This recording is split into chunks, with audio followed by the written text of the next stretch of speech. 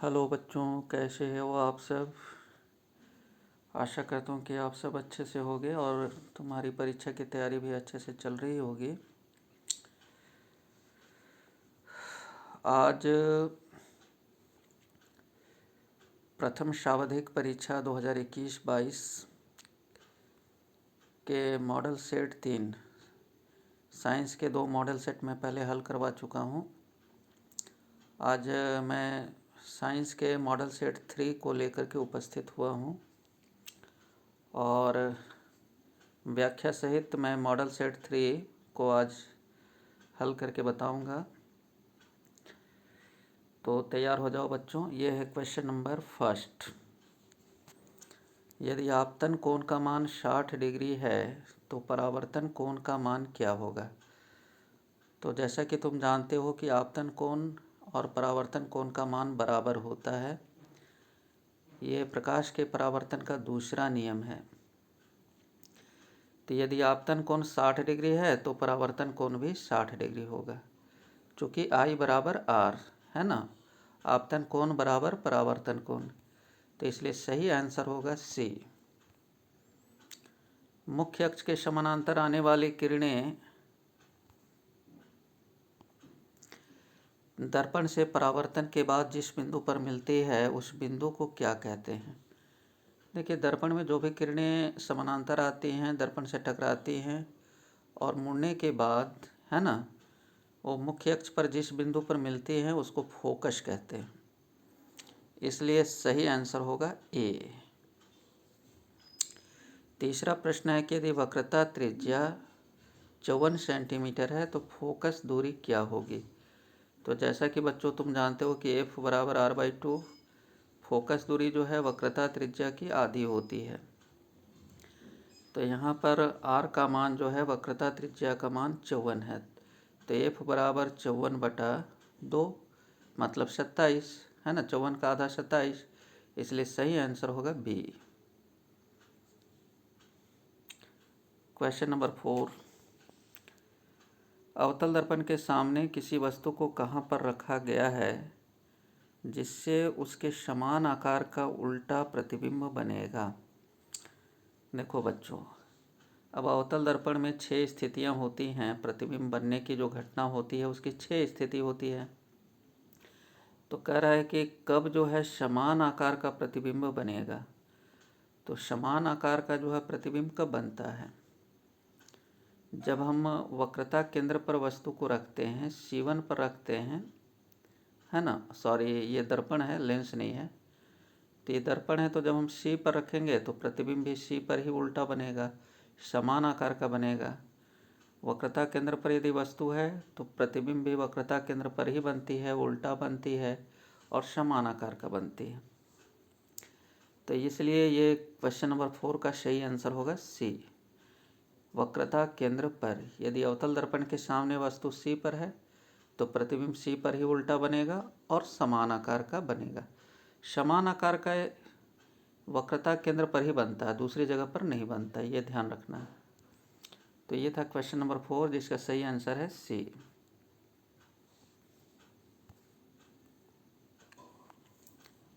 Question number 5।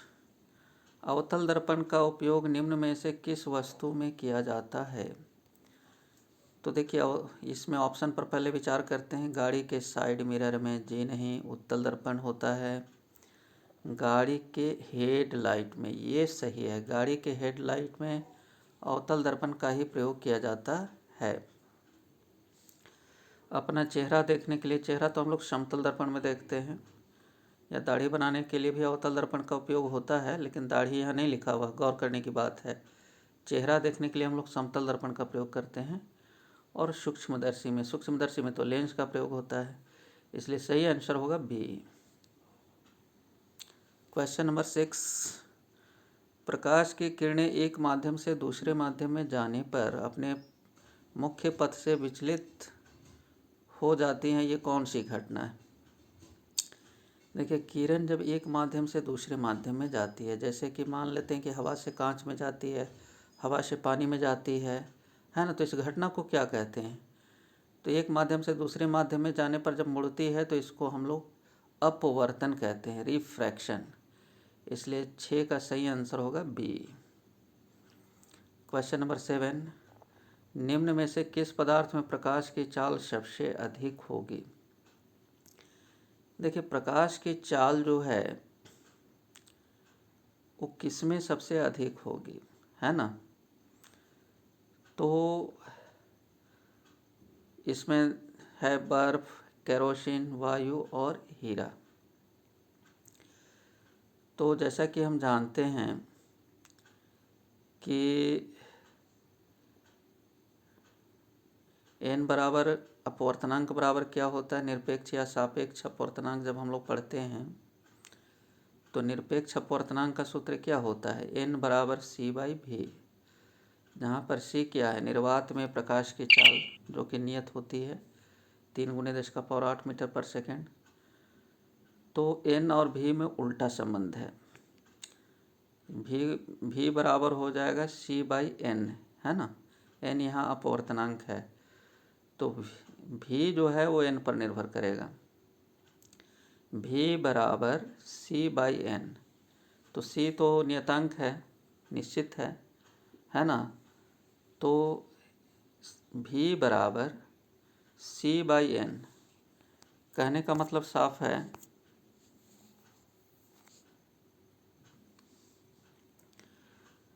कि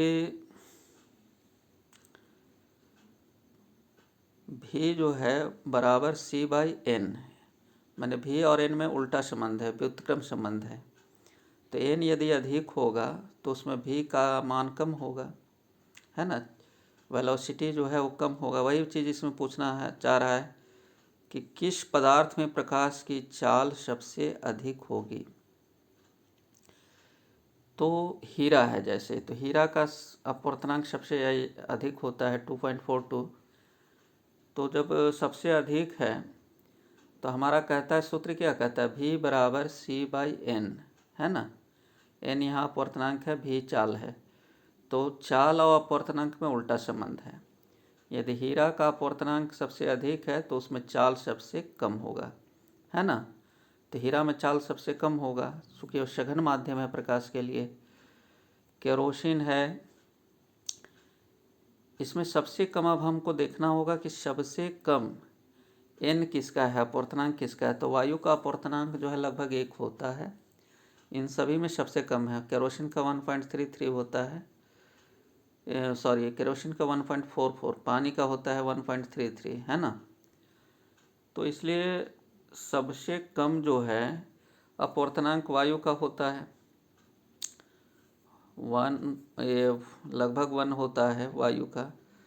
तो n बराबर हमारा v बराबर होता है c/n। तो n जो है सबसे कम है वायु का, है ना? तो n कम है तो v अधिक होगा, तो सबसे अधिक वायु में होगा। और वैसे भी वायु सबसे विरल माध्यम है, जितने भी माध्यम दिए हुए हैं सबसे विरल है। तो विरल है तो इसमें प्रकाश की चाल सबसे अधिक होगी, है ना? सघन रहेगा, हीरा सघन है तो उसमें प्रकाश की चाल जो है कम हो जाएगी। चलिए अगले प्रश्न की ओर चलते हैं। उत्तल लेंस के सामने किस स्थान पर वस्तु को रखने से उसका सीधा आवर्धित प्रतिबिंब बनता है? देखिए, उत्तल लेंस में हम कहाँ वस्तु रखें कि सीधा प्रतिबिंब बने? तो उत्तल लेंस में 6 स्थितियाँ होती हैं, याद करो। तो छठी जो स्थिति होती है उसमें सीधा प्रतिबिंब बनता है। छठा स्थिति में हम लोग कहाँ वस्तु को रखते हैं? तो प्रकाश केंद्र और फोकस के बीच। लेंस का जो प्रकाश केंद्र है O और फोकस है, दोनों के बीच में यदि हम रखते हैं तो उसका लेंस के दूसरी तरफ, सॉरी लेंस के इस साइड में ही, जिधर वस्तु है उसी साइड में प्रतिबिंब बनता है, सीधा बनता है ना? तो ये जो है कहाँ पर रखेंगे हम? प्रकाश केंद्र और फोकस के बीच। सही आंसर होगा बी। लेंस की क्षमता का मात्रक क्या है? तो ये तो सभी जानते हो, डायोप्टर होता है, डी, है ना? तो सही आंसर होगा सी, ऑप्शन सी। अगला क्वेश्चन है क्वेश्चन नंबर 10 सेंटीमीटर ऊंचा एक वस्तु किसी लेंस के सामने रखा गया है जिससे वह 3 गुना बड़ा प्रतिबिंब बना। उस लेंस द्वारा उत्पन्न आवर्धन क्या होगा। देखिए, इस तरह के क्वेश्चन थोड़े गड़बड़ाने वाले क्वेश्चन होते हैं, इसलिए इसका स्थिर दिमाग से आंसर करना है। प्रश्न में ही आंसर छिपा हुआ है कि 3 गुना बड़ा प्रतिबिंब बन रहा है, तो जितना गुना बड़ा प्रतिबिंब बनेगा उतना ही आवर्धन होगा, इसलिए आवर्धन 3 होगा। सही आंसर है बी। क्वेश्चन नंबर 11, नेत्र के किस भाग में प्रतिबिंब का निर्माण होता है। तो हम लोग सभी जानते हैं कि प्रतिबिंब कहाँ बनता है, रेटिना पर। रेटिना को हिंदी में क्या कहते हैं, दृष्टिपटल, इसलिए सही आंसर होगा ए। अगला सवाल है क्वेश्चन नंबर 12, निकट दृष्टि दोष को किस लेंस द्वारा दूर किया जा सकता है। देखिए, निकट दृष्टि दोष को हम लोग अवतल लेंस के द्वारा जो है दूर कर सकते हैं, तो सही आंसर होगा बी। चलिए, क्वेश्चन नंबर हम लोग 13 की ओर आते हैं। सामान्य नेत्र का दूर बिंदु क्या है। दूर बिंदु अनंत पर होता है ना। निकट बिंदु 25 सेंटीमीटर पर, दूर बिंदु अनंत पर। हमारी जो आंखें हैं वो अनंत तक साफ देख सकती है, तो क्वेश्चन नंबर 13 का सही आंसर होगा डी। अब इसके बाद केमिस्ट्री से प्रश्न शुरू हो रहे हैं। 13 तक फिजिक्स, इसके बाद केमिस्ट्री। दिए गए किस जैव प्रक्रम से हमें ऊर्जा मिलती है। तो ऊर्जा हमें श्वसन में मिलती है। कोशिका में जब श्वसन होता है तो उससे ऊर्जा प्राप्त होता है। माइटोकॉन्ड्रिया में श्वसन की क्रिया होती है। इसमें क्या होता है, इसमें कार्बोहाइड्रेट का जब ऑक्सीकरण होता है तो हमें कार्बन डाइऑक्साइड प्राप्त होता है, जल प्राप्त होता है और प्लस ऊर्जा मिलती है ना। तो ये श्वसन की क्रिया जो है इसमें हमें ऊर्जा मिलती है। क्वेश्चन नंबर 15, चिप्स के पैकेट में विकृत गंधिता से बचाने के लिए कौन सी गैस डाली जाती है। तो नाइट्रोजन डाली जाती है, अक्रिय गैस है ना, इसलिए डाली जाती है। क्वेश्चन का सही आंसर होगा बी। जंग लगना किस प्रकार की अभिक्रिया है। ये संयोजन अभिक्रिया है। मैंने पिछले ये एपिसोड में भी बताया था, उसमें भी एक क्वेश्चन था, आयरन प्लस ऑक्सीजन, है ना। नमी और जल की जब उपस्थिति होती है तब ये जंग लगता है। तो उसमें क्या होता है कि आयरन ऑक्साइड जो है जल के साथ संयोग करके, जंग का सूत्र ही होता है Fe2O3 और NH2O, है ना। तो इसमें जल का संयोग हो जाता है, ऑक्सीजन और जल दोनों का संयोग होता है, इसलिए ये संयोजन अभिक्रिया है। दिए गए अभिक्रिया में किस पदार्थ का उपचयन हो रहा है। उपचयन माने ऑक्सीकरण, ऑक्सीकरण माने ऑक्सीजन का संयोग। तो देख सकते हो आप अभिक्रिया में इधर कार्बन है, उधर कार्बन मोनोऑक्साइड हो गया है अदर साइड में। तो ऑक्सीजन का संयोग किसके साथ हो रहा है, कार्बन के साथ। तो किसका उपचयन हो रहा है, कार्बन का, इसलिए सही आंसर होगा बी। क्वेश्चन नंबर 18, दिए गए कौन सा रासायनिक समीकरण संतुलित है। देखिए, समीकरण संतुलित है या नहीं है, इसके लिए हम दोनों तरफ देखेंगे कि हर परमाणु बराबर है कि नहीं है। तो क्वेश्चन में जो ऑप्शन ए है, इधर सिल्वर 1 है, इधर भी हम देख रहे हैं कि सिल्वर 1 है। नाइट्रेट इधर भी है, इधर भी है, बैलेंस है। सोडियम 1, सोडियम इधर भी 1 है। क्लोरीन का 1 परमाणु, उधर भी क्लोरीन का 1 परमाणु है। तो ऑप्शन ए ही जो है बैलेंस है, संतुलित है, इसलिए हमको आगे देखने की ज़रूरत नहीं है। तो समीकरण संतुलित कौन सा है, ए, ऑप्शन ए। क्वेश्चन नंबर 19, लौह चूर्ण पर तनु हाइड्रोक्लोरिक अम्ल डालने से क्या होता है। देखिए, आयरन Fe पर जब हम HCl डालेंगे तो क्या होगा, तो Fe क्लोराइड बना जाएगा, आयरन क्लोराइड बन जाएगा Fe और Cl, है ना, और हाइड्रोजन गैस निकलेगी। तो सही आंसर होगा ए, हाइड्रोजन गैस एवं आयरन क्लोराइड बनता है।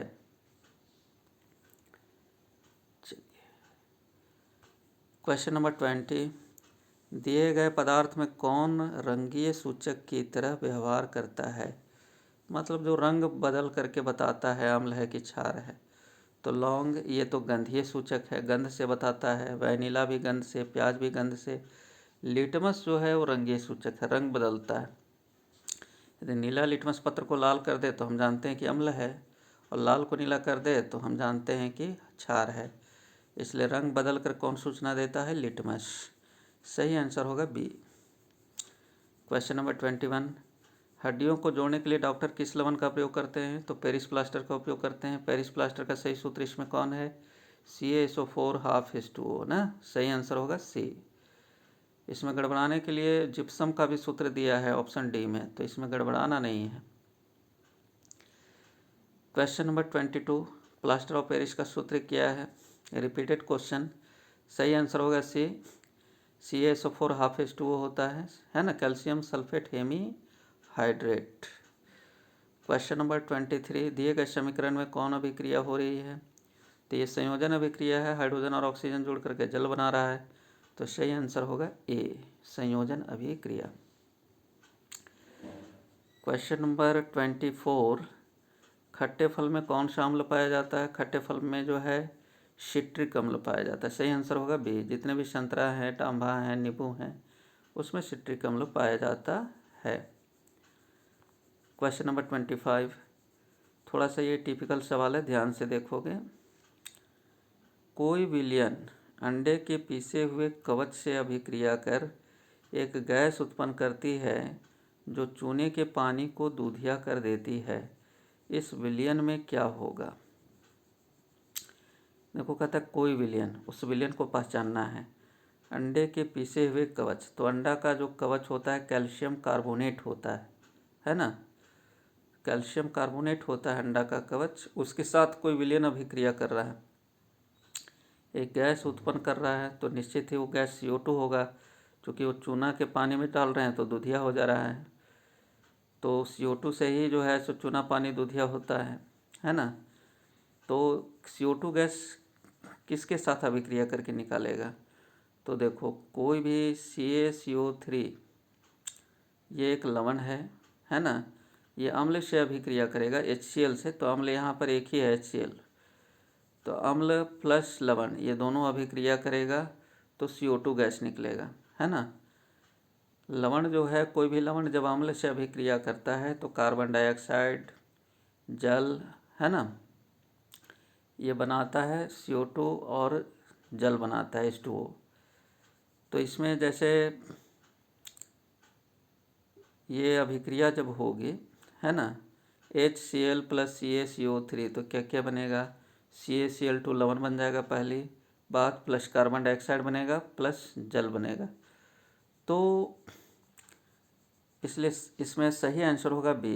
अम्ल से जब कैल्शियम कार्बोनेट की अभिक्रिया होगी तो लवण प्लस जल प्लस कार्बन डाइऑक्साइड बनेगा, और इसमें से ये संकेत किया हुआ है कि गैस उत्पन्न होता है, और जो है ना ये चूने के पानी को दूधिया कर देता है, तो गैस संकेत कर दिया कि CO2 बनता है ना, तभी ना पानी दूधिया होगा।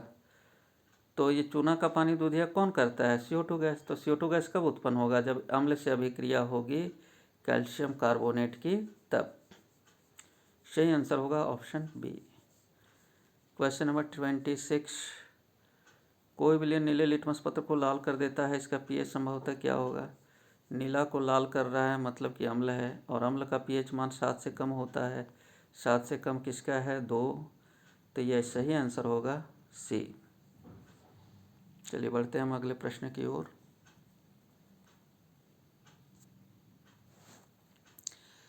क्वेश्चन नंबर 27, अमीबा अपने किस अंग से भोजन का पाचन करता है?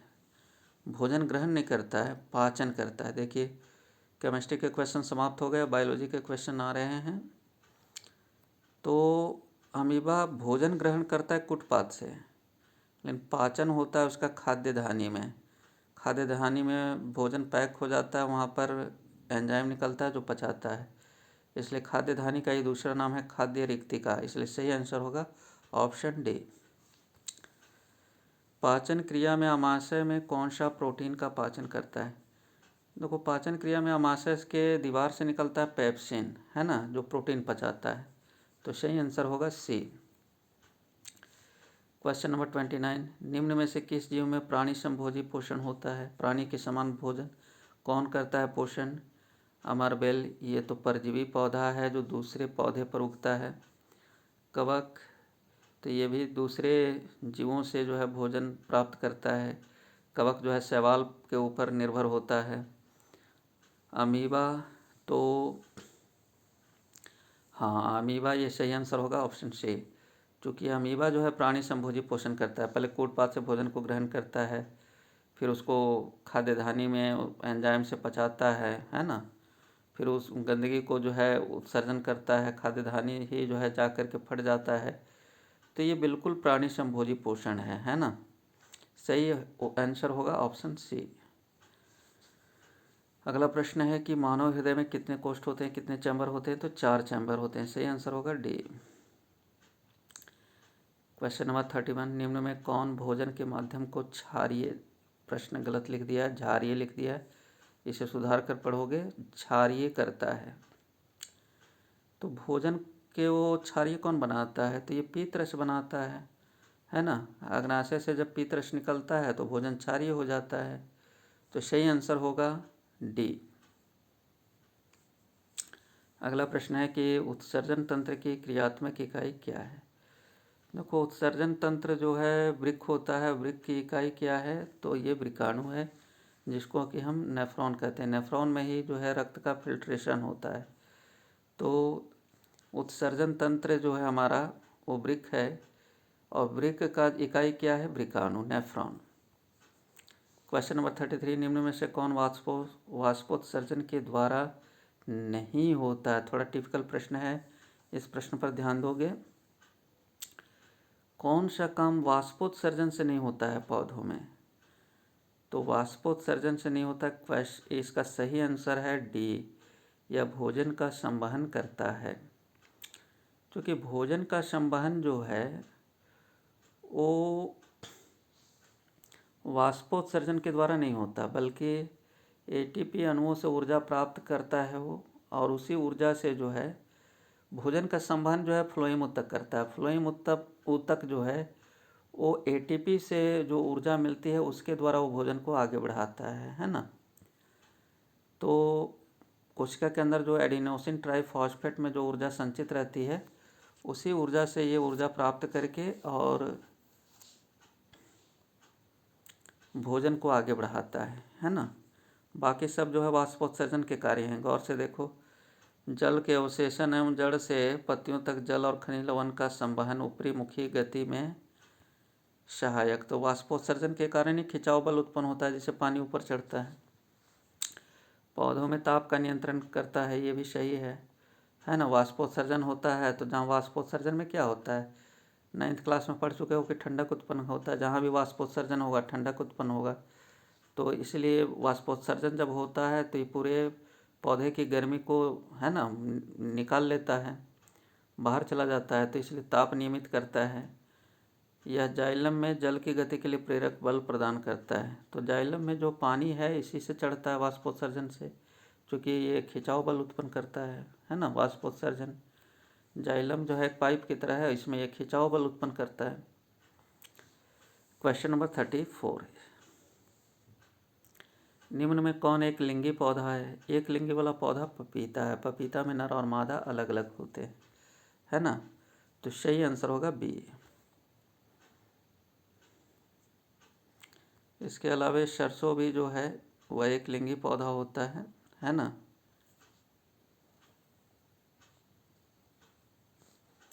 क्वेश्चन नंबर 35, दिया गया चित्र किस प्रकार के जनन को दर्शाता है। देखिए ये जो चित्र है गौर से देखो, ये चित्र हाइड्रा का है। हाइड्रा के शरीर पर ये देखो बडिंग हो रहा है, मुकुल निकल रहा है, मुकुल बढ़ करके बड़ा हो जाता है, हाइड्रा के समान हो जाता है, और इसके बाद मातृ कोशिका से कट करके अलग हो जाता है, मातृ शरीर से अलग हो जाता है ना। तो ये क्रिया को मुकुलन कहते हैं, बडिंग। तो सही आंसर होगा बी। ये जनन की कौन सी विधि है, मुकुलन विधि है। क्वेश्चन नंबर 36, लड़कों में यौनावस्था के लक्षणों का नियंत्रण कौन सा हार्मोन करता है।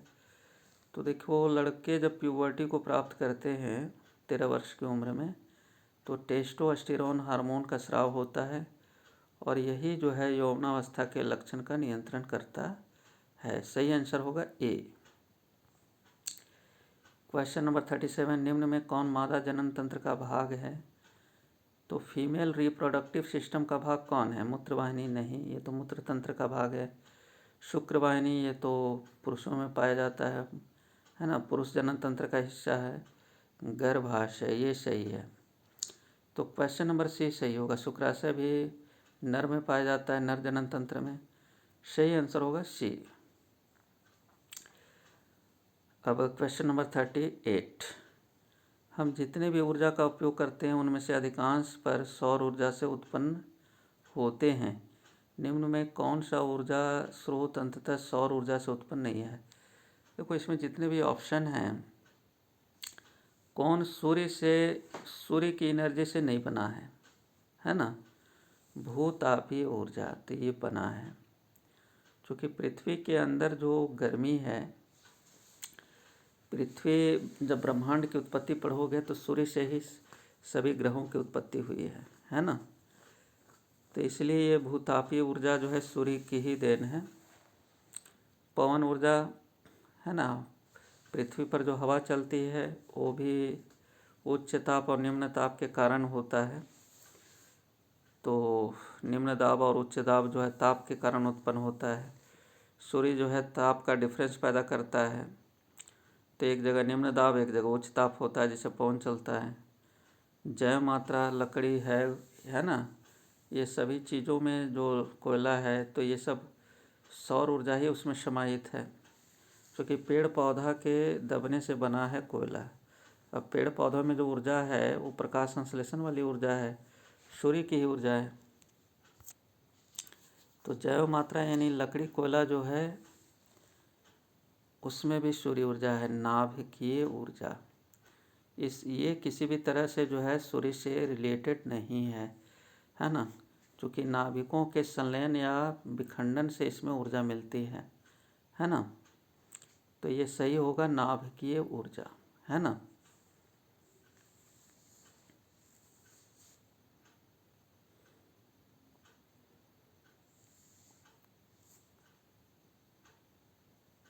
चलिए बड़े, इसका सही आंसर होगा 38 का बी।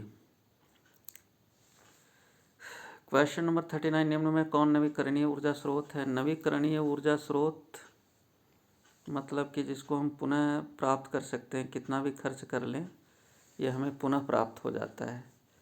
तो कोयला तो ऐसा होता नहीं है। CNG, मीथेन गैस, है ना? इसके बाद पेट्रोल है, सौर ऊर्जा। तो इसमें हमें पुनः प्राप्त हो जाता है सौर ऊर्जा, है ना? इसलिए सही आंसर होगा डी। सूर्य कभी भी समाप्त नहीं होगा, नवीकरणीय ऊर्जा स्रोत है। निम्न में कौन जैव मात्रा ऊर्जा स्रोत का उदाहरण नहीं है? इसमें कौन ऊर्जा स्रोत नहीं है? लकड़ी है ऊर्जा स्रोत, गोबर गैस भी है ना, कोयला भी है। कह रहा है कि निम्न में से कौन जैव मात्रा ऊर्जा स्रोत का उदाहरण नहीं है। मतलब सीधा सीधा ये कहना चाहता है कि कौन जैव मात्रा इसमें नहीं है। तो जैव मात्रा लकड़ी भी है, गोबर भी है ना, कोयला भी है। जैव मात्रा माने जीवों से प्राप्त, है ना? जीवों से प्राप्त जो द्रव्यमान है वो जैव मात्रा है। तो इसमें नाभिकीय ऊर्जा जो है जीवों से प्राप्त नहीं है, इसलिए सही आंसर होगा सी। ये एक खनिज है ना, यूरेनियम, थोरियम, प्लूटोनियम, ये सब जो है खनिज है जो ज़मीन के अंदर से निकलता है। ये जैव मात्रा नहीं है, माने जीवों के अवशेष से नहीं बना है। तो सही आंसर होगा सी। तो इस तरह से आज हमने साइंस का मॉडल सेट 3 हल करवाया। इसी तरह से हम मॉडल सेट 4 और 5 भी जल्द ही लेकर के आने वाले हैं। आज का ये वीडियो कैसा लगा कमेंट बॉक्स में कमेंट करके बताओ, और कोई प्रश्न यदि समझ में नहीं आ रहा है तो सब पुनः जो है कमेंट करके बताओ, मैं उसे पुनः एक्सप्लेन करूँगा। आज के वीडियो में इतना ही, मिलते हैं नेक्स्ट वीडियो में। तब तक के लिए सभी को विदा। धन्यवाद, बहुत बहुत धन्यवाद।